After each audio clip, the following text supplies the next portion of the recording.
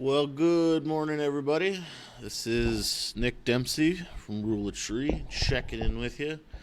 The rumor silly season, or not so silly season, is in full swing. Walter Football, which I don't know how much weight you can put into their reporting, but Walter Football has sources saying that Christian McCaffrey is definitely going to enter the 2017 NFL Draft. Um, Maybe not too surprising that his not sure his draft stock's going to get any better if comes back for another season. So I guess I understand it, but again, these are unnamed sources. Do not take this as fact. Anybody can get on the internet and say just about whatever they want. Um, it seems like there's some plausibility here, just sort of logically thinking. But again, don't take this as fact. But anyway, Walter Football is reporting that McCaffrey is definitely going to enter the 2017 NFL Draft. A lot of the scouts and other folks have this guy at a late first round, early second round. So you could see him go to like the Seahawks or the Patriots, which would be cool. If he goes to early second round, then we could be looking at like the Browns, or he might get to stay home, roughly speaking, and go to the 49ers.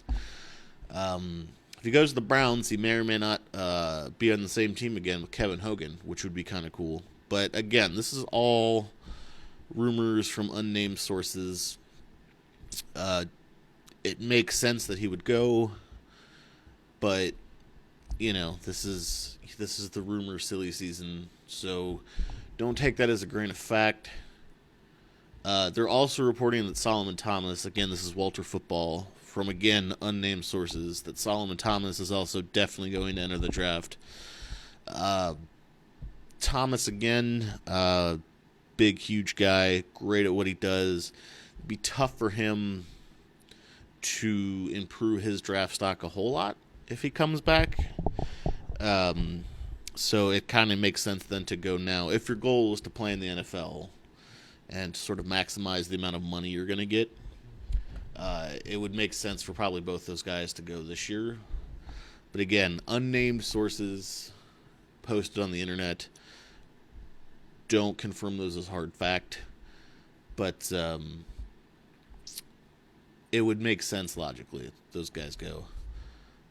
The same folks. This might be some good news for the folks who don't like USC. The same folks are saying Juju Smith-Schuster is definitely coming out, and Adoree Jackson, the do-it-all defensive back, kick returner, everything, sometimes wide receiver. He is leaning towards coming out. But again, these are all rumors, so until you hear it from them, from the player, I wouldn't get too hung up either way. I just came across this morning. But you know what? This is college football. Whether they come back or they don't, everything changes. Planned obsolescence. You get 4 quality years, maybe 5 if you get redshirted, and then you move on. So you keep rebuilding, you keep improving. Another interesting rumor, which I think has far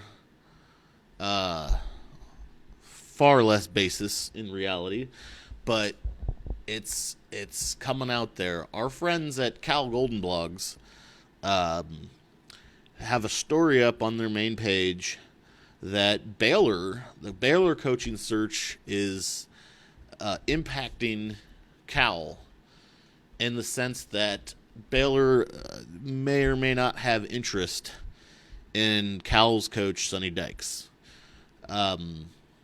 It does not sound like he's their first choice, but he is reportedly down in Texas, and a bunch of different reporters are coming in saying if Baylor doesn't get their top 2 guys, apparently Baylor is interested in Oklahoma State's coach and 1 or 2 other people.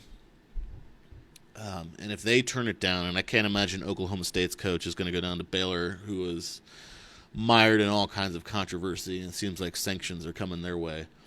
But Sonny Dykes could be going down to Baylor. I don't see it happening, but maybe. But it would be interesting to see if Cal has to go through a coaching search and who they get. I think that would be exciting for me, but I'm trying not to let my excitement and sort of morbid curiosity influence my objectivity to the extent that I have it. I also love reading through the comments. The fact that there seems to be somewhat of a consensus among the readers there that the fact that Sonny Dykes has not denied these reports is what concerns them. So I think that's kind of funny. Stanford goes through this every single December and January with David Shaw. It seemed the David Shaw rumor mill and unsubstantiated speculation jamboree that we go through every single offseason with report after report. After an NFL team fires their coach, they're definitely interested in David Shaw, and they're talking to him and all these things. And I have no doubt someone from these NFL teams sort of reaches out to Shaw's agent or something, or fires off a text message, hey, is he interested in coming over to such and such team? I'm sure that's happening, but we see this every year. David Shaw says no. If he hasn't left by now, I can't imagine him leaving for the NFL anytime soon. But it's interesting that, the team across the water is going through something like this. So I find that kind of entertaining, I'll be honest. Elsewhere, this is actually not a rumor. This is confirmed by the player himself. So I don't know if y'all remember back at the beginning of the season, the unstoppable Alabama Crimson Tide actually had a bit of a quarterback controversy on their hands. And it was between Blake Barnett and Jalen Hurts. And they played both quarterbacks opening week of the season against USC. And Barnett didn't look great. Jalen Hurts came in and tore it up, and Hurts took the job over. Well, Barnett intended to transfer because Hurts is younger, and it doesn't look like Barnett's going to get any playing time. So he's transferring, and the Blake Barnett he's a 5-star recruit out of Corona, California. And so he announced on Twitter that he intends to transfer to Arizona State, which is kind of cool. Now, we don't yet know. The Pac-12 hasn't released their schedule for next season. We don't know if Stanford will play Arizona State, but we could see this guy next season, which would be interesting. But our friends at House of Sparky, which is the SB Nation home for the Arizona State Sun Devils, are reporting this kind of really clogs their quarterback position. They've still got Manny Wilkins back there, and they've got a 4-star recruit coming in by the name of Ryan Kelly. And they still have backups Dylan Sterling Cole, Brady White, and Bryce Perkins. So Arizona State could have a messy quarterback situation with a ton of talented players back there. It is interesting, though, because, Arizona State was not very good at football this year. They started off pretty strong. They started off, I believe, 4-0, scored plenty of points. Their offense was doing well. But then they just fell apart, and they fell apart hard. And so it'll be interesting to see how all of that plays out, because the Pac-12 was very interesting this year. In that all of the teams you thought were going to be pretty good, turns out they weren't. And a lot of the teams you didn't think were going to be very good turned out to be pretty good. Like, let's be honest, I don't think anybody had Colorado winning the Pac-12 South. A lot of folks liked Washington to win the North, so that was, pretty on point. But a lot of folks had UCLA winning the South, and UCLA, well, they went 4-8. Arizona State went 5-7, so they're going to have a lot of work to do, whether Blake Barnett is the quarterback or not. But their offense did pretty well. I mean, their offense, with the exception of Washington and Utah, they did okay. But, every single one of their games, except for Washington and Utah, actually, no, in Colorado, Washington, and Utah, they did not do very well. But all of the other games, they scored at least 30 points. So they've got plenty of offensive production. So I don't know how Blake Barnett, a 5-star quarterback, is going to impact that offense. It'll be interesting to see. What else we got? Okay, so we covered Cal, we covered McCaffrey and Solomon Thomas. Notre Dame, our old pals out in Indiana, their quarterback also transferring. Malik Zaire, who lost out on the starting job to Deshaun Watson, is already lining up visits, and he apparently is looking at Big Ten teams like Wisconsin. But he's also, according to Pat Forty from Yahoo, according to Sam Cooper from Yahoo, he's also lined up a visit to the University of North Carolina, which is interesting. It's interesting for a couple of reasons. One, it sounds like Deshaun Watson is pretty high up on a lot of folks' draft boards, so Watson might be out the door, which would be interesting because it would seem like Zaire would then be sort of the next man up. But he's out. Now he's going to North Carolina, and that quarterback situation could be wide open because the Tar Heels have an excellent quarterback in the name of Mitch Trubisky. And Trubisky is, one, going to be a problem for Stanford in the Sun Bowl for sure. They're going to have to figure him out. But two, he's very high in the quarterback draft boards, and he's going to the draft, it sounds like. I don't know if he's a senior or not, but Trubisky does have another season yet of eligibility. So that's weird now that I think about this. Sorry, I'm thinking out loud here, but he's leaving Notre Dame and he's going to North Carolina. And those quarterbacks sort of have similar quarterback, or those teams have similar quarterback situations. Interesting. Well, good luck to them. But, that's interesting. I don't know about the logic of that, but fact is, the big Stanford news reports, unnamed sources, Christian McCaffrey and Solomon Thomas are allegedly going to the NFL draft this year. Both of those guys still have eligibility, but it probably is unlikely that they improve their draft stock. The word's pretty well out that Christian McCaffrey, what he can do and the amazing things he can do. I don't think it's not like if you were a quarterback and he needed a better grasp of offensive schemes and how to read defenses, that'd be one thing. But he's probably doesn't need that.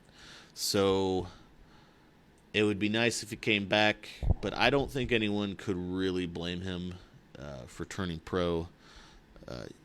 It'd be good for him to finish up and get his degree from Stanford, but this is the way things go sometimes. The good news is that we've seen enough from Bryce Love to be wildly encouraged, I think. I don't know about you, but I'm wildly encouraged by Bryce Love. Right behind him is Cameron Scarlett. That guy's going to do great things. What's really concerning is not who Stanford has in the backfield. Yes, McCaffrey can do so many things, and he's wildly entertaining to watch. But the real concern here at this point is that offensive line. Stanford's got to get their offensive line together. In fairness, it was wrecked by injuries this year. They had to replace a ton of new people after last year. They really just haven't been able to get on the same page and play at the level that we're used to. Stanford, probably more than any team, wins or loses on the line of scrimmage. So when you've got all this turnover, upheaval, and injuries on the offensive line, Stanford's going to struggle.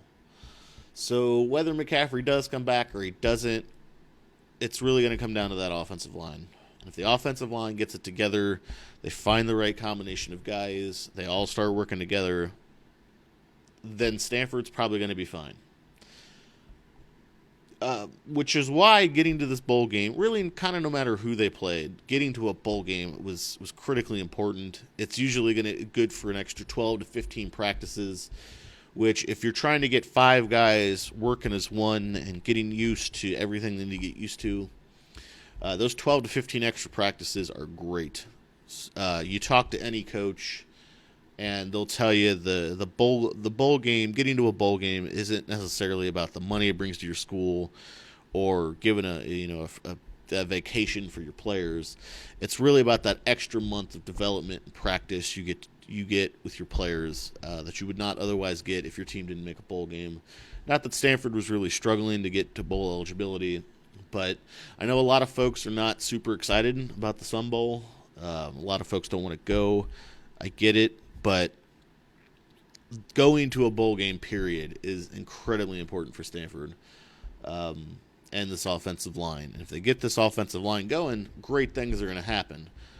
So these extra 12 to 15 practices, this extra month of development is supremely important. So I think from that standpoint alone, I'm really excited for Stanford in this bowl game.